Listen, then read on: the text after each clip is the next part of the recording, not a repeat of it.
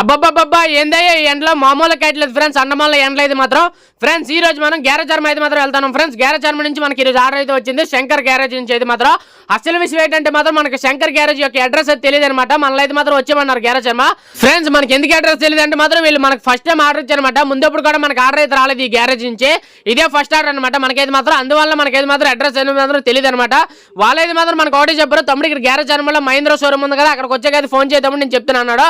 అంతేకాంటే ఎదురుగా ఉంటుంది తమ్ముడు గ్యారేజ్ అయితే మాత్రం అక్కడైతే ఇచ్చి అన్నాడు. చూద్దాం అనేది మాత్రం మహీంద్రా షోరూమ్ దగ్గరికి అయితే వచ్చేసాం. చూద్దాం ఇప్పుడు అయితే మాత్రం ఫోన్ చేద్దాం, గ్యారేజ్ అనేది మాత్రం కనుక్కుందాం. हेलो सर, ये शंकर मोटर से क्या सर?